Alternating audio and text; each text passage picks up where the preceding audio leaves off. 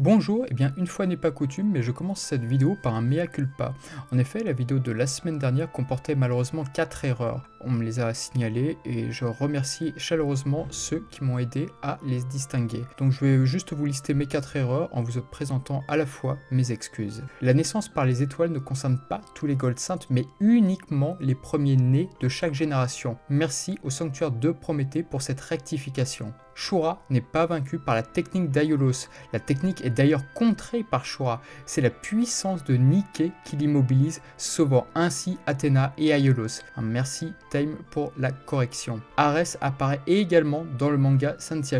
Oui, car j'ai dit qu'il n'apparaissait que dans l'anime, ce qui est faux. Et enfin, Shura indique à Sion que seuls Saga et Aiolos sont éligibles pour le remplacer. Shura ne désigne donc pas uniquement Aiolos, mais également Saga.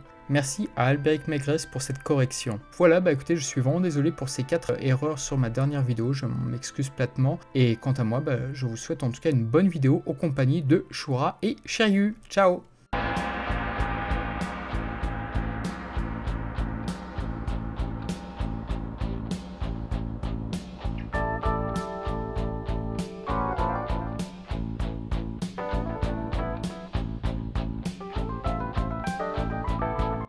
Et voilà un combat où il y a beaucoup de choses à dire tant il y a un décalage entre l'anime et le manga.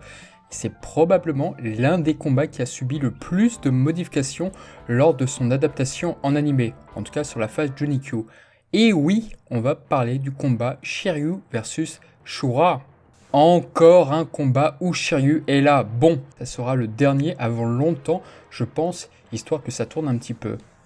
Dans le manga, sans qu'on ne sache comment, Seiya et ses compagnons sont restés 1 heure dans la maison du Sagittaire. Le testament d'Aiolos les a reboostés. C'est aussi dans cette maison que les bronzes sont de nouveau réunis. Enfin, tous sur pied si vous préférez. Et là, pour les 3 dernières maisons, désormais, on nous promet du lourd. Dans chacune des 3 maisons, Seiya va perdre l'un de ses compagnons. Un calcul habile, lorsqu'on se concentre sur la construction des combats des 12 maisons, on se dit à quel point Masami Kurumada a très bien calculé sa narration. La maison du Capricorne arrive, et là, c'est Shiryu qui se doit de se frotter à son gardien, qui d'emblée de jeu annonce la couleur. Il a vaincu autrefois Aiolos. On sait maintenant ce qui s'est véritablement passé via Sanseiya 0. Évidemment, qu'on se questionne maintenant pourquoi Shura semble si fier de cet exploit.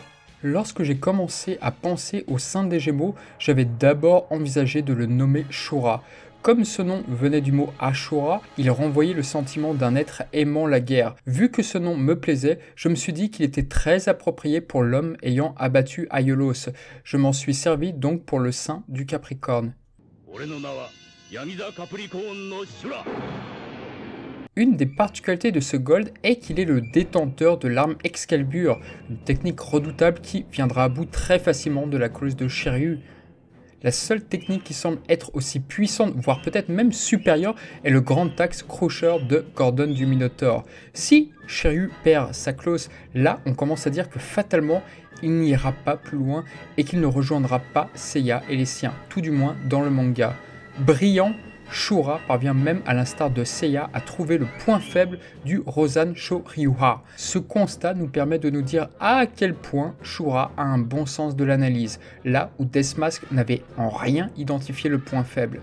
Usant des arts martiaux japonais, Shiryu renverse la situation et met son corps dans l'équation pour renverser la partie via la technique interdite du Rosan Koryuha. Shiryu emporte avec lui un Gold Saint et meurt tel un héros. Du moins, c'est ce qu'on pensait, mais dès la réapparition d'Iki, l'auteur nous rassure en indiquant que déjà, il est revenu sur Terre grâce à la clause du Capricorne et qu'il est très mal en point. Et maintenant, dans l'anime, là, fait très intéressant, Shura est le détenteur de l'arme Excalibur. Il y a une ambiguïté sur cette technique, oui, car l'anime nous donne l'impression que cette technique est prêtée au porteur de la clause du Capricorne. De même que Shura donne cet attribut peu avant sa mort. Comme si Shura n'avait pas appris cette technique de lui-même et que cela constitue une sorte d'héritage. Or, le manga nous le prouve que ce n'est pas le cas, puisque Shura, revenant par l'intermédiaire d'Hadès, utilise Excalibur normalement. L'épisode s'attarde aussi sur le fait qu'avec cet attribut, Shura se dit être le Gold Saint le plus loyal envers Athéna, une idée qui change radicalement le personnage par rapport à celui du manga, et c'est pour cela que l'anime supprimera purement et simplement le dialogue où Aphrodite révélera qu'il savait avec Shura et Deathmask que le grand Pop était un imposteur. Avec Sensei H0, les motivations de Shura deviennent plus complexes. On apprendra que le jeune saint du Capricorne vouait une admiration sans borne pour son aîné, au point de suggérer au Pop Sion de le désigner comme un successeur plutôt que Saga. Dupé par le faux Pop, Shura vivra très mal la prétendue trahison d'Aiolos, ce qui fera perdre tous ses idéaux de justice vu que un modèle de vertu comme le Sagittaire a mal tourné. Ce côté désabusé virera carrément dans le nihilisme lorsqu'il apprendra on ne sait trop comment que le Pop est en fait un imposteur. Ça sera la goutte d'eau pour Shura qui finira par se persuader que de nos jours on ne se bat que par intérêt personnel et que le pouvoir obtenu par la force est peut-être reconnu comme étant légitime. Si dans le manga c'est expéditif, l'anime, lui, s'attarde à montrer le combat entre Shura et Aiolos, l'occasion alors de montrer la technique d'Aiolos exclusive à l'anime. L'Atomic Thunderbolt.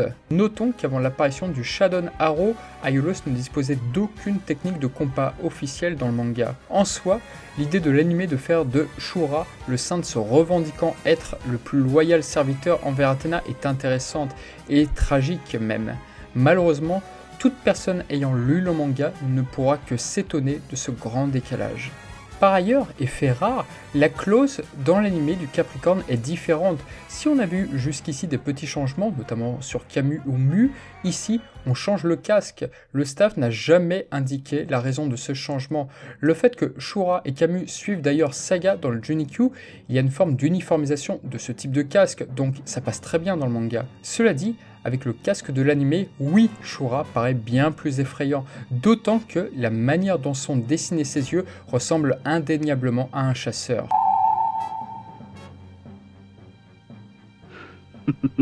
Dans l'anime, les brisages de clause, quoi qu'on en dise, si on exclut les films, c'est beaucoup plus rare que dans le manga. Du coup, voir la clause du dragon se briser, cela a quelque chose d'angoissant. D'ailleurs, voir le casque du dragon encore intact procure un effet totalement inédit, alors que habituellement ce sont les casques qui sautent en premier. La tension est fortement bien rendue dans l'épisode.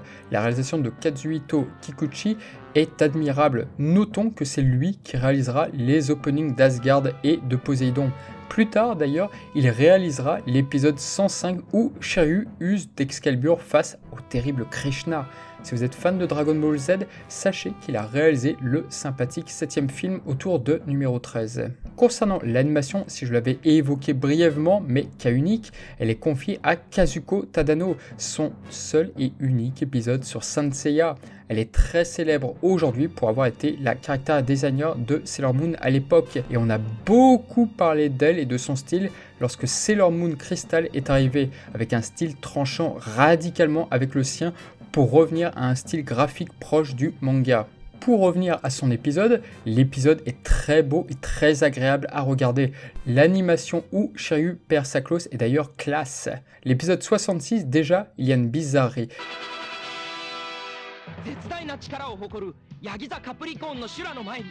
Quelque chose qu'on voit très rarement. Par exemple, dans Dragon Ball, dans un résumé d'épisode, on peut y voir Goku pratiquer le Kaioken avec son maître. Ici, on a le même souci avec le teaser de fin de l'épisode 65. On nous montre une courte séquence de combat qui n'apparaîtra jamais dans l'anime. J'ai longtemps cru que ce passage avait été censuré par TF1, car cette courte animation apparaîtra étrangement dans l'épisode 67. Bref, c'est très bizarre. L'épisode est signé par le grand Eisaku Inoue, qu'on ne présente plus, alors qu'à la réalisation, il s'agit du très rare Masao Itu, qui réalisera quelques épisodes après un de mes épisodes favoris, à savoir le 72, ainsi que le brillant épisode où Mime meurt. Notons que Masao Ito avait travaillé en parallèle à Saint Seiya sur Tekken Shimi. Le manga était d'ailleurs sorti en France et n'avait pas bien marché. Ainsi, le Kung Fu et Bruce Lee, ça le connaît. Et c'est sans doute pour cette raison que l'enchaînement de Shiryu en début d'épisode fait davantage penser à Bruce Lee. De même que cette position de Shura auquel beaucoup ont fait le rapprochement sur la toile avec Bruce Lee. Dans le manga, si effectivement Shura pratique Excalibur, le rendu de l'animé avec l'attaque partant de la paume de la main de Shura, on peut effectivement y voir une référence cachée avec le célèbre pierre-feuille-ciseau, technique utilisée dans le monde des arts martiaux et popularisée par Dragon Ball. Cela n'est toutefois pas très visible dans le manga, mais uniquement dans l'animé à un passage très précis. Le scénario de Yoshiyuki Suga, qui a son palmarès de nombre d'épisodes de la série, ne déçoit pas quant à lui. Il faudrait être insensible pour ne pas parler de la fin du combat. Je pense que si la saga Asgard n'était pas aussi populaire, tout du moins chez nous, on entendrait souvent que l'anime n'aurait pas dû se poursuivre, car oui, avec une telle fin d'épisode, on croit vraiment en la mort définitive de Shiryu.